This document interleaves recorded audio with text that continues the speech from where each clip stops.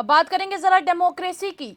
और जहां डेमोक्रेसी की बात हो रही है तो फिर पंचायत इलेक्टोरल रोल्स की बात ना हो, ऐसा थोड़ी हो सकता है, क्योंकि अब अर्बन लोकल बॉडीज के इलेक्शंस नजदीक आ रहे हैं और ऐसे में जो प्रोसेस है इलेक्टोरल रिवीजन का वो लगभग कंप्लीट हो चुका है। और ऐसे में स्टेट इलेक्शन कमीशन की तरफ से ये साफ कर दिया जा चुका है कि ये प्रोसेस अब कंप्लीट हो चुका है, जिसके तहत इलेक्टोरल रोल्स को रिवाइज किया जा रहा था, यानी कि मतदाताओं की सूची जो है वो उसके प्रोसेस को कंप्लीट किया जा चुका है। और कहा ये भी जा रहा है कि इस बार 72 लाख नए वोट मतलब 72 लाख जो है वो टोटल इस बार वोटर्स होने वाले हैं। और ऐसे में 3.5 लाख नए मतदाता जोड़े भी गए हैं। और ऐसे में ये भी कहा जा रहा है कि कुछ लगभग 1.25 लाख वोटर्स को और उनके डेटा को डिलीट भी किया गया है। और मतदाताओं की सूची की संशोधन की प्रक्रिया जहां कंप्लीट हो चुकी है, इसी के साथ ये भी कहा जा रहा है कि जो फाइनल इलेक्टोरल रोल्स हैं उन्हें जल्द ही अनाउंस भी किया जाएगा, यानी 20 मई को अनाउंस किया जाएगा। और ऐसे बयान और किसी का नहीं बल्कि सचिव शांतनु जी का है।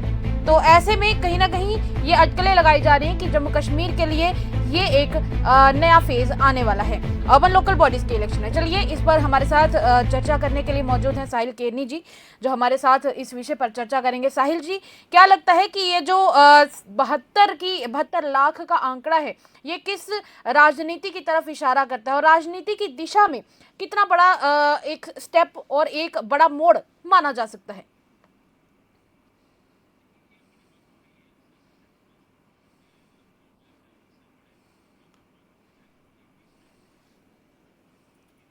बिल्कुल।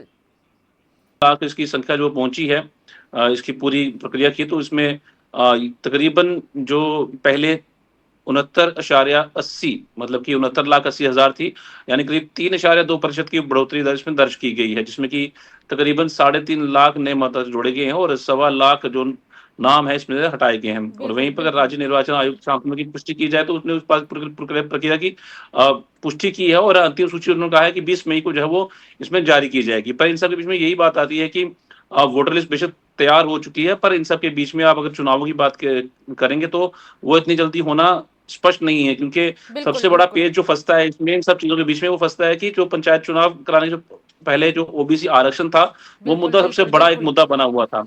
और वो अभी तक वो कंप्लीट हो नहीं पाया, क्योंकि ओबीसी कमीशन की रिपोर्ट अभी फरवरी 2025 में सौंप भी दी गई थी, उसके बाद भी अभी तक इसके कोई फैसला नहीं लिया गया है। तो जी। वो भी एक बड़ी बात है, जो कि बिल्कुल उनके बिल्कुल। आयोग के जो अध्यक्ष थे रिटायर्ड जनक राज कोतवाल, तो बिल्कुल। उन्होंने ये रिपोर्ट सौंपी थी, पर अभी तक इसमें फैसला नहीं लिया गया। तो वो सबसे बड़ा पेज है इसमें फंसता हुआ जो उनको नजर आएगा। क्या लगता है कि सरकार की इस रिपोर्ट के ऊपर चुप्पी जो है वो मतलब क्यों है? क्या रीजन है कि सरकार इसको लेकर अभी तक, इस रिपोर्ट को लेकर अभी तक चुप बैठी हुई है, कुछ देखने को नहीं मिल रहा? क्या लगता है?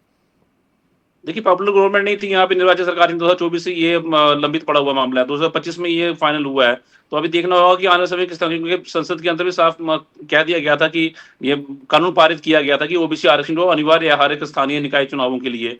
तो फिलहाल एससी एसटी को ये और महिलाओं को आरक्षण मिलता है, लेकिन ओबीसी के लिए ये प्रतिशत तय होना बाकी था, पर क्लियर किया गया था उसमें संसद के बीच में। तो अब देखते हैं कि बनता क्या रहा सिस्टम के अंदर, क्योंकि ये 2024 में भंग हुई थी और यानी पिछले 2 वर्ष में पंचायत निर्वाचित प्रतिनिधियों के बिना बिल्कुल ये चल रही है। तो बिल्कुल। अब बिल्कुल आगे वाले टाइम पे ये किस तरह से होगी सामने, तो ये मतलब एक बड़ा सवाल तो खड़ा होता है, पर अब काफी देर हो चुकी है, तो अब ये किस तरीके से इसको जमीनी स्तर पर उतारेंगे, तो ये एक बड़ा सवाल है ये। बिल्कुल। बिल्कुल। और इसी के साथ जैसे 3.5 लाख नए वोटर्स ऐड हुए हैं, उसके पीछे का क्या कारण नजर आ सकता है? कि जो 18 साल अपने क्रॉस कर चुके हैं, तो वो वोटर से जुड़ेंगे साथ में। बिल्कुल तो उनको बिल्कुल। तो जोड़ना अनिवार्य है ही है, बिल्कुल वो जो वोटर्स जुड़े हैं साथ में। और जो 1.25 लाख हम कह रहे हैं, 1,25,000 नाम कटे हैं, तो नाम तो वही कटे हैं जो कि डुप्लीकेट थे, या फिर जो जिनकी मृत्यु हो चुकी थी। तो जो मतलब है ही नहीं है, तो उनको वोटर तो नाम नहीं होगा वोटर लिस्ट के अंदर। तो सभी वोटर रिवीजन जो है ये करवाई जाती है समय समय पर। तो इसको हम एसआईआर से नहीं दे सकते हैं, क्योंकि एसआईआर एक अलग प्रक्रिया है और ये वोटर रिवीजन जो है एक अलग प्रक्रिया है, ये बिल्कुल। होती ही है। और ये होना भी ज़रूरी है, तभी तो पता चलता है कि पात्र वोटर जो है वो कितना है, और अपात्र वोटर जो है उसको जो है हटाया जाए। तो कि जो मृत्यु हो गई है किसी कारणवश उनकी, उनको बीच में नहीं रखा जाता है, तो उनको हटाया जाए। इससे क्या होता है कि जो पोलिंग परसेंटेज है उसकी भी बढ़ोतरी देखने को मिलती है, जैसे हमने वेस्ट बंगाल चुनाव के अंदर भी देखा था। बिल्कुल बिल्कुल। एक एसआईआर की अभी आपने बात की और ऐसे में इलेक्शन कमीशन ने कहीं ना कहीं एसआईआर को टाला और उसका रीजन मौसम बताया जा रहा था। क्या लगता है कि सिर्फ मौसम ही वजह रही होगी या कुछ और भी हो सकता है? क्या लगता है? देखिए, एसआईआर की प्रक्रिया कोई वोटर डिवीजन लिस्ट से कोई ज़्यादा अलग नहीं होती है, पर ये है कि अभी उसकी ज़रूरत नहीं थी म समझी होगी, तो अभी उसको समय लगेगा एसआईआर को, एक बड़ी लंबी प्रक्रिया रहती है। अभी जहाँ तक बात की जाए तो सरकारें यही कोशिश करती हैं कि जहाँ-जहाँ पर चुनाव होने वाले हैं, तो वहाँ पर जो है शुद्धिकरण जो है उस तरीके से किया जाए, ताकि कि जो अपात्र वोटर्स हैं, उनको हटाया जाए सूची से। और ऐसे में एक आखिरी सवाल रहेगा जम्मू कश्मीर को लेकर। अब जम्मू कश्मीर में पिछले 2 साल से कोई भी स्थानीय निकाय नहीं हुआ, और ऐसा ना होने से इसके ऊपर क्या और कितना बड़ा असर पड़ता हुआ दिखाई देता है?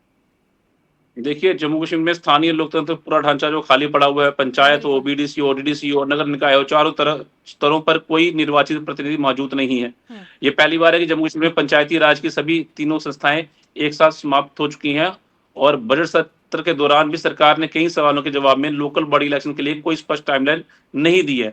ऐसे में बड़ा सवाल यही है कि क्या सिर्फ वोटर लिस्ट तैयार होना चुनाव की गारंटी है, या फिर ओबीसी आरक्षण और राजनीतिक फैसलों के कारण चुनाव अभी और टल सकते हैं?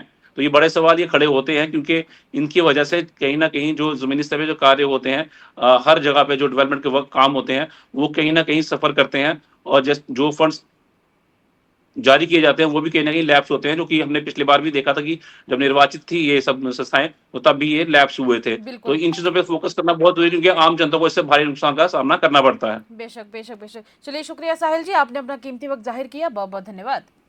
साहिल जी हमारे साथ जुड़े हुए थे। और एक बात तो साफ है कि ये जो इलेक्टोरल रोल्स, चलिए जब होंगे तब होंगे, पर इनकी वजह से एक बात तो साफ हो जाती है कि आने वाले समय में डेमोक्रेसी और ज़्यादा जम्मू कश्मीर में मजबूत होगी इसकी वजह से, क्योंकि जब भी चुनाव होते हैं डेमोक्रेसी, यानी जिसे आम भाषा में यहाँ पर हम लोग जमहूरियत कहते हैं, उसके स्ट्रेंथन होने यानी उसके मजबूत होने से जनता का भला तो होता है। पर चलिए, अब देखने को ये मिलेगा कि आखिर कितने समय के बाद असल में ये पंचायत इलेक्टोरल रोल्स के बाद अब इलेक्शंस करवाए जाते हैं। चलिए, तब तक के लिए इतना ही, इजाजत दीजिएगा। खबरों का सिलसिला यूं ही रहेगा जारी।